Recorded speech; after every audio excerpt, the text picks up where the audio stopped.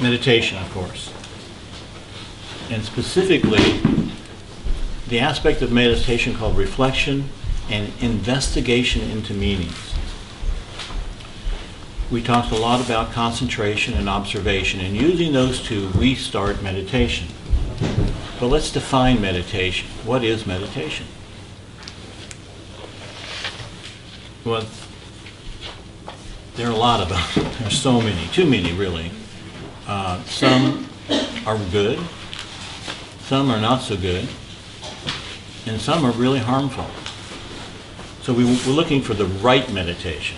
And by right meditation, we mean one that really leads to results. It's not just you sit there and nothing happens. You get up and nothing's changed.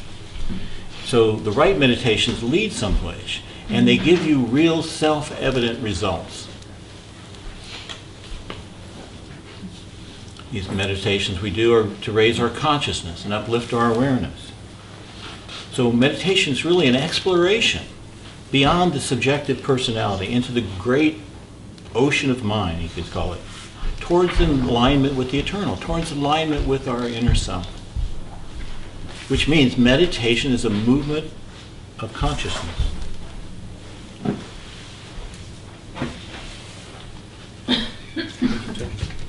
Now it's on. Okay.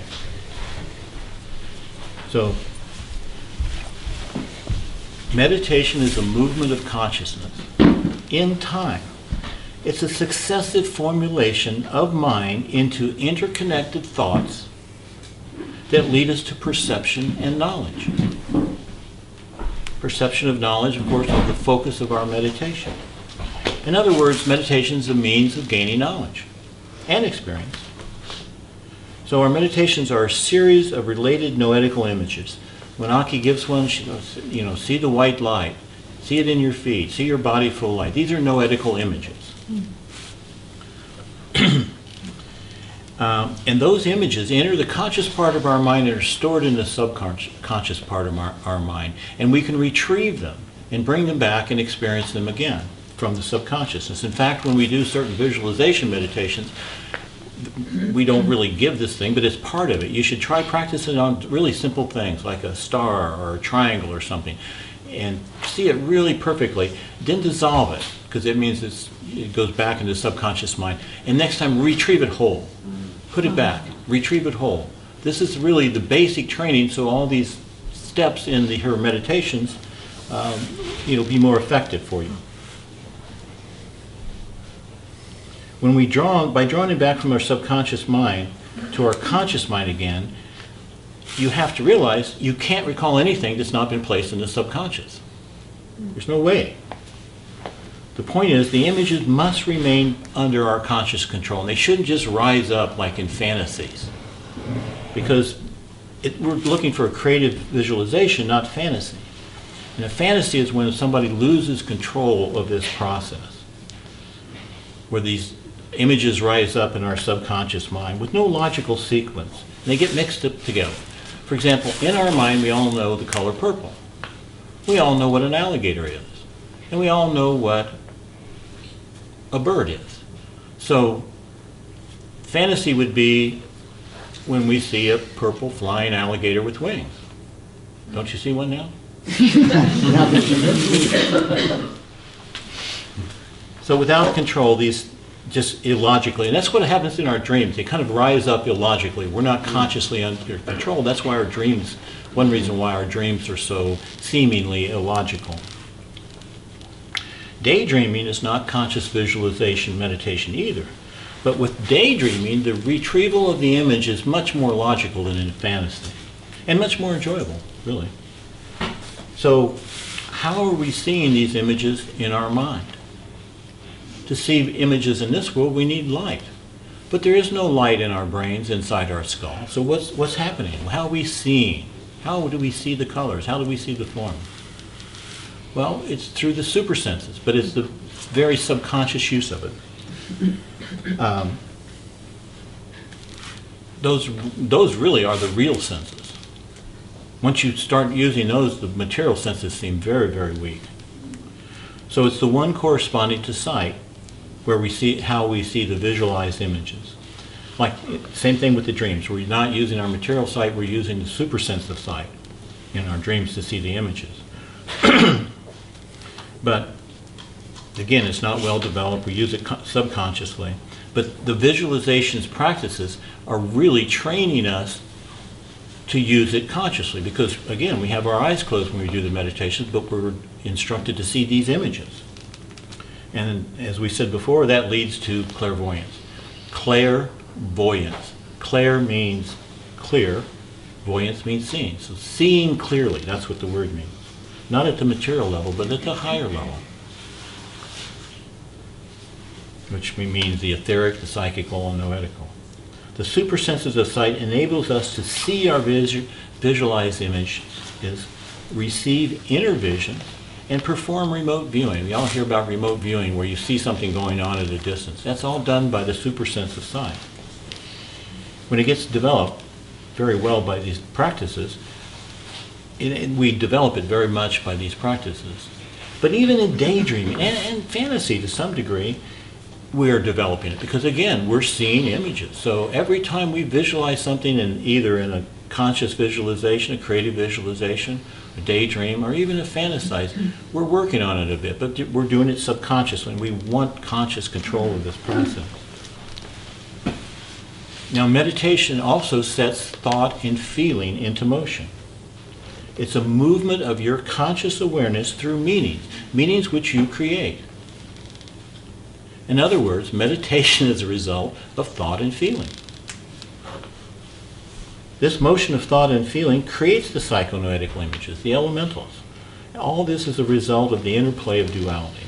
Without duality, we can't raise meanings of anything. In other words, we have to compare two or more things, or we would not understand them, or ourselves. That's why we're want to do introspection. That's why we're doing these kind of deep introspective practices, so we can separate the present-day personality self and the inner self. Right now, we don't really quite understand where they are and are not, so we have to separate them. And then we say, oh, okay, I get it. This, small self thinks and does this thing, but the inner self is this way. Then we start to be able to really understand what the inner self is, because we can only learn by comparison, which requires concentration and observation. All of which, again, raise meanings of what we are concentrating on, what we're observing, what we're comparing. So the only purpose of these meditations is to raise our consciousness and uplift our awareness. In other words, become a better person, making better and better expressions in our life. That purpose for meditation is quite good, and initially it started with good motivations and intentions. The problem with it is motivations change over time. So our motivations are not steady or always pure when we do meditation. And this is the big difference between introspection and meditation. In introspection, our motives have to be pure for it to work.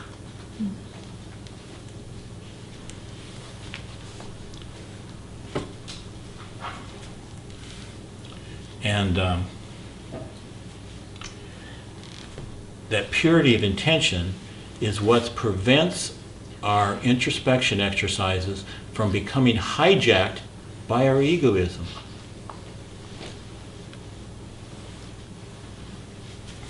It happens more than you think. So meditation is not really contemplation. Aki touched on that earlier. Although one can lead to the other. Good meditation can lead into a great contemplation, and a good contemplation can lead into a great meditation. So they're not isolated from each other by any means.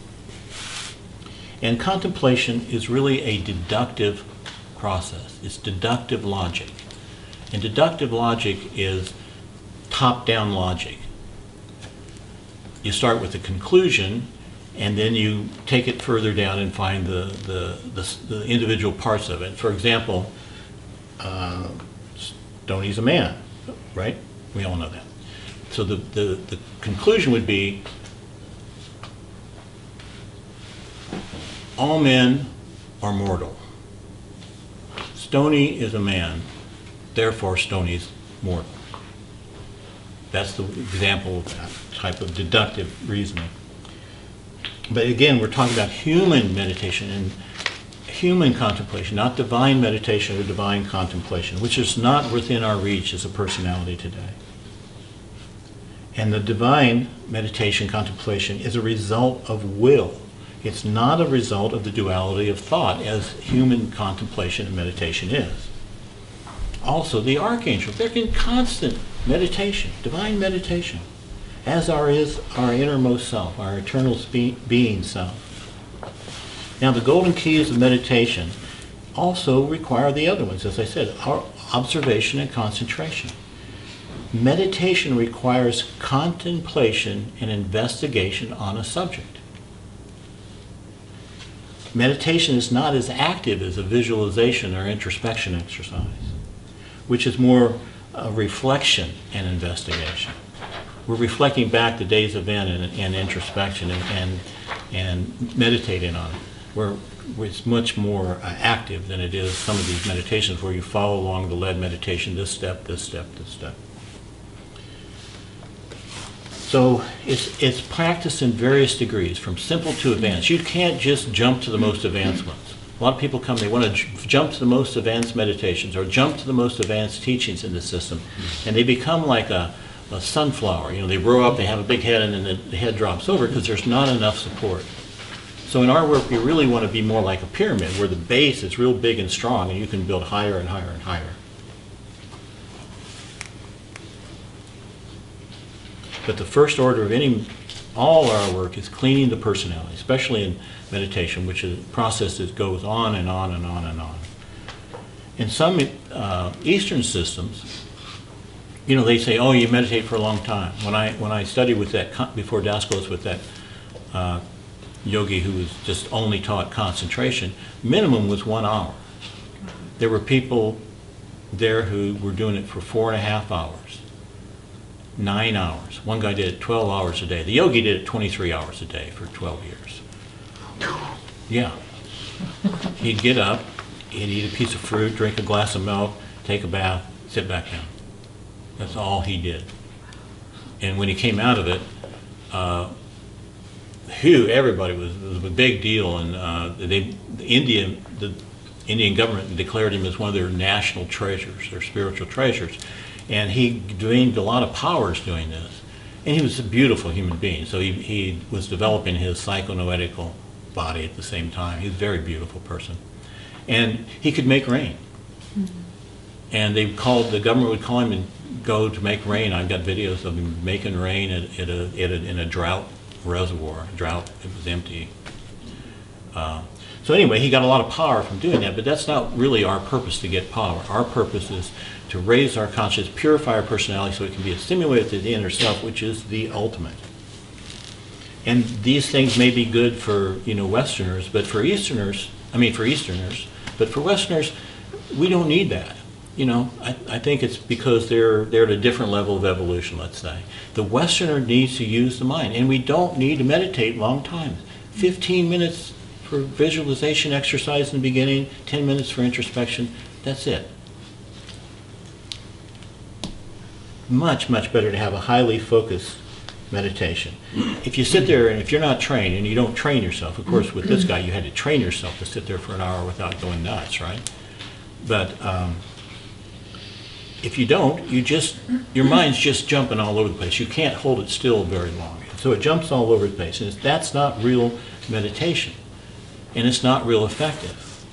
In the long run, about these meditation practices you're hearing, it's best to be able to memorize them. Because after you get used to them for a while, then the led meditations may be too slow or too fast for you. So if you memorize it, you can go at your own pace steady. And the best results are, we've said before, and just say it again, are achieved with steady routine practice. And it's best if you pick a time of day where you will not be disturbed and you won't cause an inconvenience to others. We don't want to inconvenience others by trying to do our meditation. And again, it's the same time, same spot, if you can do that, in a comfortable way, like in laying down, sitting in a chair. It doesn't really matter. The position doesn't matter. What matters is your ability to concentrate in that position. But the spine should be straight. Spine should be straight, sure, of course. But Not overly straight, not rigid. You should be feeling comfortable, but you keep your spine straight, right? And you start by letting go all tensions in your body, in your emotion, in your mind. You take a few deep breaths, relax before you start it. Now the Three Suns meditation is a great one to do in the morning for 15 minutes. And then the introspection, of course, at night. And if you'd like to do more, it's okay. And if you want to do more, we suggest maybe in the middle of the day, do another 15-minute meditation. But this one, do for somebody else. Do prayers for somebody else. Do visualizations for somebody else. So then what we've done here with the three different meditations during the day is the first one, we're training to use the ethers, which raise our consciousness. The second one, we help others, we benefit others. And the third one is we're uplifting our self-awareness. The introspection uplifts our self-awareness. It's like this. We need these meditations, but in the proper dosage. If you had a small plant and it, say over its lifetime it needs a gallon of water, you'll drown it if you pour a bunch on it at first. You have to be steady and give it a little bit every day. And meditation is like the water, metaphorically speaking, that we need to grow. But meditation really helps us. But how does it help us? Some people think it helps, and some people seek meditation because they want to gain abilities and powers. If you approach the teachings with that kind of motivation, you will either be disappointed because first of all, it's not allowed, or if you force it to try to use these teachings to gain powers and abilities, you'll have a setback or even a spiritual fall. We receive help by raising our consciousness to higher and higher levels and uplifting our awareness, and helping others, of course. And in uplifting our awareness, we're just expressing more and more love, wisdom, and strength in our life. Especially in that order. More love, wisdom, and strength. Because without wisdom, strength is blind. Without love, wisdom and strength are quite dangerous. We see that in these evil leaders, let's call them, or mad scientists kind of guys. So as we progress onward and upward our spiritual path, we face challenges, even dangers. And the teachings and practice give us the means to face them. Face them with love, wisdom, and strength. The best of all, obviously, is love, unselfish love. Because nothing can stand in the way of the expression of real love. And this is why, as researchers, we avoid meditative techniques and formulas and work for the elevation of our awareness. Really, meditation techniques and formulas are really a kind of magic, and we don't want magic. We want to uplift our awareness, really, so we can express a better self, which means higher and better ways of thinking, feeling, and behaving. It means we embrace our people in our life with a lot more love and understanding. By virtue of working this way, abilities and higher skills gradually come to you, but we don't seek them first or we go astray. Facing problems and dangers with wisdom means we use wisdom to investigate the problem. And use reason to investigate possible scenarios of outcomes, to foresee the outcomes. Studying these teachings give us the knowledge. Living by the teaching that turns that knowledge into wisdom. And wisdom enables us to see dangers ahead and succeed in avoiding them. Facing problems with strength means we have the power to endure any test or trial or tribulation or trouble in our life. Where does it come from? Well, it's allowed by the most divine law. And that's the fourth promise of this researcher of truth.